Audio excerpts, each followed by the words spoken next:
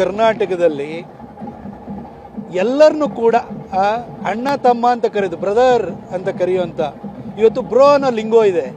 ಆದರೆ ಭಾರತ ರಾಜಕಾರಣದಲ್ಲಿ ಎಲ್ಲರನ್ನೂ ಕೂಡ ಬ್ರದರ್ ಅಂತ ಕರೀಲಿಕ್ಕೆ ಎಲ್ಲರನ್ನೂ ಅಣ್ಣ ತಮ್ಮಂದಿರ್ತಾರ ಅಂತಃಕರಣದಿಂದ ಮಾತಾಡಿಸುವಂಥದ್ದನ್ನು ಆ ಪ್ರವೃತ್ತಿಯನ್ನು ಮೇಲ್ಪಂಕ್ತಿಯನ್ನು ಹಾಕಿಕೊಟ್ಟಂಥವ್ರು ಕುಮಾರಣ್ಣ. ಅವ್ರನ್ನ ಇವತ್ತೂ ಕೂಡ ಅವ್ರು ಬಂತು ಅಂದರೆ ಜನ ಯಾಕೆ ವಿಶ್ವಾಸ ಇಡ್ತಾರೆ ಅಂದರೆ ಬಡ್ಡಿ ಮನ್ನಾ ಮಾಡಿದವರು ಅವರು, ಸಾಲ ಮನ್ನಾ ಮಾಡಿದವರು, ಈ ಲೇವಾದೇವಿಯವರ ಕಾಟನ್ನು ಹೊಡೆಯಲಿಕ್ಕೆ ಅಂತ ಹೊರಟಂಥವ್ರು ಅವರು, ಸಾಕಷ್ಟು ಒಳ್ಳೆ ಕೆಲಸವನ್ನು ಮಾಡಿದವರು ಕುಮಾರಣ್ಣ. ಆ ವ್ಯಕ್ತಿ ಇವತ್ತು ರೈತರ ಪರವಾಗಿ ನಿಂತಿದ್ದಾರೆ ಅಂದರೆ ಅವರ ಮಾತನ್ನು ರೈತರು ಕೇಳ್ತಾ ಇದ್ದಾರೆ. ಯಾಕೆಂದರೆ ರೈತರಿಗೆ ಒಳ್ಳೆಯದನ್ನು ಅವ್ರ ಕುಟುಂಬ ಮಾಡಿದೆ. ಇವತ್ತು HD ದೇವೇಗೌಡರನ್ನ ನಾವು ಮರೆಯೋಕ್ಕೆ ಸಾಧ್ಯ ಇದೆಯಾ?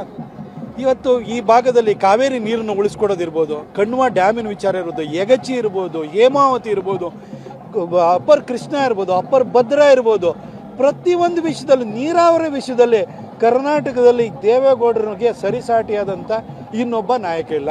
ಆ ಕೌಟುಂಬಿಕ ಹಿನ್ನೆಲೆ ಹಂಗೆ ಇದೆ. ಆ ಹಿನ್ನೆಲೆಯಿಂದ ಬಂದಂತಹ ಕುಮಾರಣ್ಣನು ಕೂಡ ರೈತರ ಬಗ್ಗೆ ಅಂತಃಕರಣ ಇಟ್ಕೊಂಡು ಕೆಲಸವನ್ನು ಮಾಡಿದ್ದಾರೆ.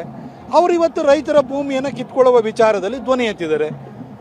ಆ ವಿಚಾರಕ್ಕೆ ಸೀಮಿತವಾಗಿ ಮಾತನಾಡಬೇಕೇ ಹೊರತು ಯಾರೋ ಏನೇನೋ ಮಾತಾಡೋದು ಬಂದಿರ್ತಾರೆ. ಈ ಥರ ಏನೋ ಒಂದೊಂದ್ಸರಿ ಪರಿಸ್ಥಿತಿಯ ಶಿಶುಗಳು, ಅದೇ ರೀತಿಯಲ್ಲಿ ಈ ಗ್ಯಾರಂಟಿ ಸ್ಕೀಮ್ನಲ್ಲಿ ಬಂದಿರ್ತಾರೆ, ಹುಟ್ಟಿರ್ತವೆ ಒಂದೊಂದು, ಅವೆಲ್ಲ ಹಿಂಗೆ ಮಾತಾಡ್ತಿರ್ತವೆ. ಅವಕ್ಕೆ ಗೊತ್ತಿಲ್ಲ, ಇನ್ನು ಮುಂದಿಲ್ಲ ಗೊತ್ತಿಲ್ಲ.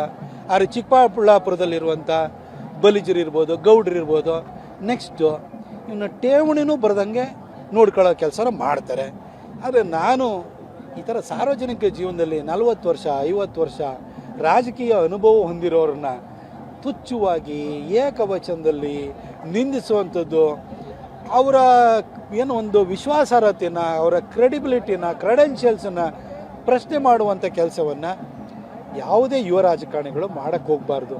ತಾರ್ಕಿಕವಾಗಿ ವಸ್ತುನಿಷ್ಠವಾಗಿ ಟೀಕೆ ಮಾಡೋದ್ರಲ್ಲಿ ಖಂಡಿತ ತಪ್ಪಿಲ್ಲ. ಆದರೆ ಇದು ಯಾವುದ ಕಿತ್ತೋಗಿರೋ ತೆಲುಗು ಫಿಲ್ಮ್ ನೋಡ್ಕೊಂಡು ಬಂದಿರುವಂಥ ಕಳಪೆಗಳು ಅಲ್ಲಿ ಏನೋ ಕೂತ್ಕೊಂಡು ಹಿಂಗೆ ಡೈಲಾಗ್ ಹೊಡೆಯೋದು, ಇನ್ನೊಂದು ಅದೇನ್ರಿ ಅದು ಮೊಟ್ಟೆ ಹೊಡೆದ್ರೆ ಅದು ಆಮ್ಲೆಟ್ ಆಗುತ್ತಂತೆ, ಒಳಗಡೆಯಿಂದ ಹೊಡೆದ್ಬಿಟ್ರೆ ಅದು ಮುರಿ ಆಗುತ್ತಂತೆ. ಏನು ಶಾಲೆಗೆ ಹೋಗೋ ಮಕ್ಕಳಿರ್ತಾರಲ್ಲ ಇಲ್ಲಿ, ಇಂಥವ್ರ ಥರ ಮಾತಾಡೋರು. ಇವ್ರ ಮಾತನ್ನೆಲ್ಲ ದಯವಿಟ್ಟು ಮೀಡಿಯಾದ ಬಂಧುಗಳು ಕೂಡ ನಿಮಗೆ ಎಂಟರ್ಟೈನ್ಮೆಂಟ್ ಬೇಕು ಅಂದರೆ ಎಲ್ಲ ಸಿಗ್ತಾರೆ. ಹಿಂದೆ ಒಬ್ಬ ಹರಿಶ್ಚಂದ್ರ ಗೌಡ ಅಂತ ಇದ್ದ, ಅವನಿಲ್ಲ ಇವತ್ತು. ಇನ್ಯಾರೋ ಇನ್ನೊಬ್ಬ ಬಂದಿದ್ದಾನೆ ಗಿರಾಕಿ, ಅವನ ಬಗ್ಗೆ ಕೇಳಕ್ಕೆ ಹೋಗ್ಬೇಡಿ.